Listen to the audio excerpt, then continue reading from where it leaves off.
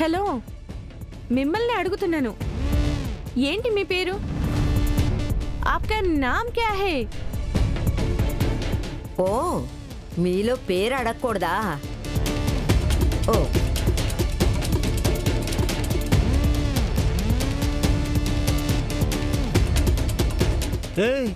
ఏ గడప్ప, కూర్చున్నవాళ్ళే ఉత్తర కుమారుల ఆడపిల్లల మధ్య. అక్కడ పాండురంగడు పిలుస్తున్నాడు, నడు. దొరికిందని ఆడపిల్ల చేపట్టుకుని కూర్చున్నాడు. నడు నడు. మేడం, జావ్ జావ్. మేడం నాకు తెలుగు వచ్చు. పోవయ్యా. సంజయ్ నా మాట విను ప్లీజ్. సంజయ్ ప్లీజ్ నన్ను వదిలేసే. సంజయ్ ప్లీజ్. సంజయ్ ప్లీజ్ వద్దు. సంజయ్ నా మాట విను ప్లీజ్, వదిలే. సంజయ్ సంజయ్ ప్లీజ్ వదిలే.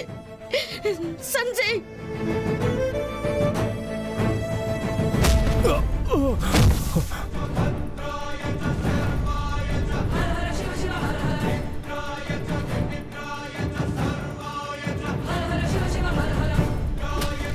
అసలు ఎంత ధైర్యం రా నీకు?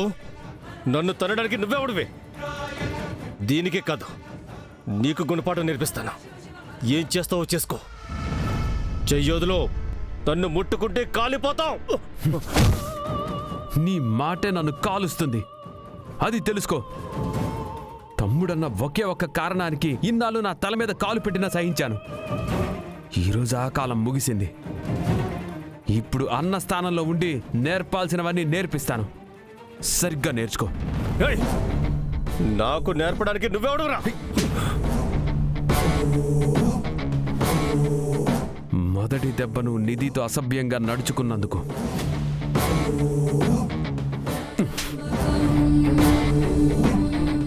రెండో దెబ్బ అమ్మకి నువ్వు చేసిన అవమానానికి,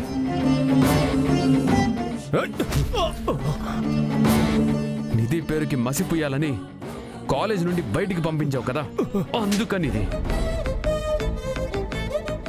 నిధిని నీళ్ళలో నుండి కాపాడితే దాన్ని అసహ్యంగా ప్రచారం చేసినందుకు, ఇది వాళ్ళింటి ముందుకెళ్ళి పెద్దవాళ్ళను నువ్వు అవమానించినందుకు,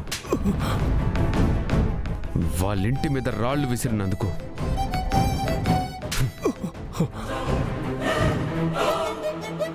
నీ దుశ్చర్యలు, దురహంకారం, దుర్వ్యసనాలకి.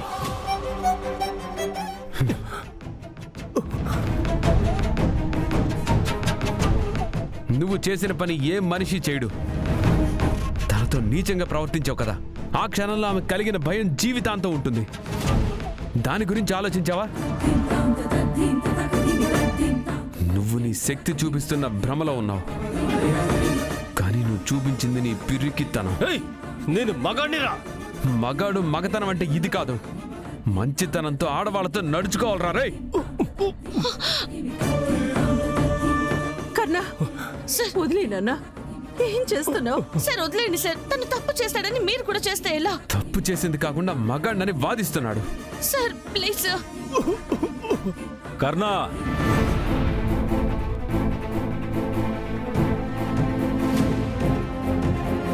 చైతి, వాణ్ణి చంపే అధికారం నీకు లేదు.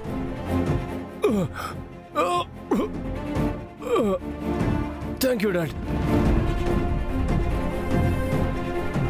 వీణ్ణి కన్న తప్పుకి వీడికి పాఠం నేనే నేర్పించాలి. మాలతి నిధిలను తీసుకుని నువ్వు బయటికెళ్ళు.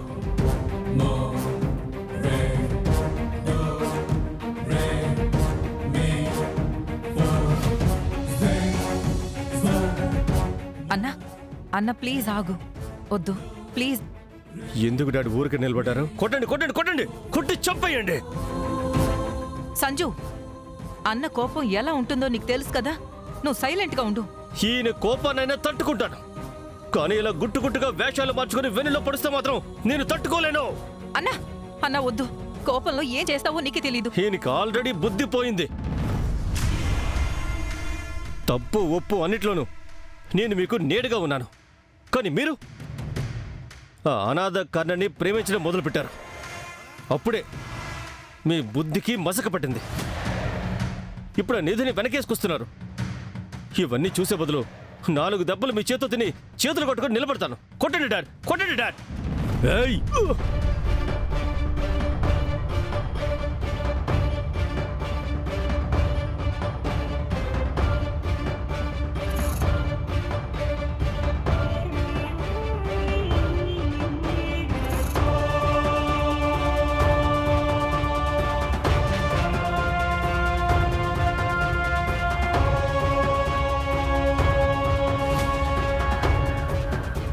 ఎందుకు డాడ్?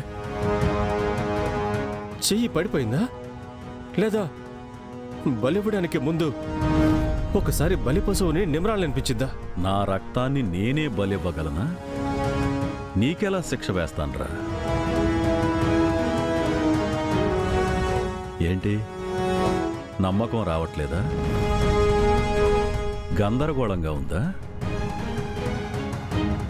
ఎందుకిలా చేస్తున్నాడనిపిస్తోందా? డాడ్, మీరేం చెప్పాలనుకున్నారో నేరుగా చెప్పండి. ఇందులో నేరుగా నువ్వు అడిగిన ప్రశ్నకి ఒక్కటే జవాబు. ఆ చెత్తలో దొరికిన అనాథ కోసం నా కన్న కొడుకుని వదిలిపెట్టుకునే అంత క్రూరమైన తండ్రిని నేను కాదు.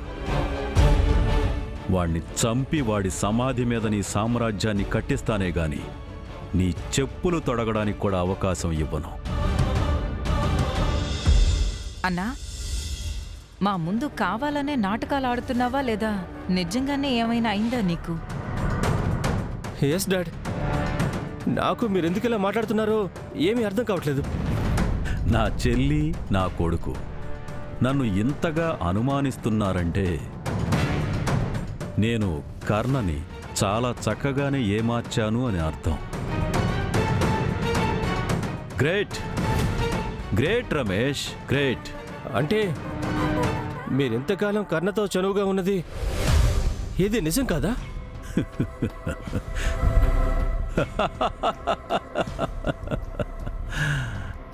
తొట్టె ఊగుతూ ఉంది.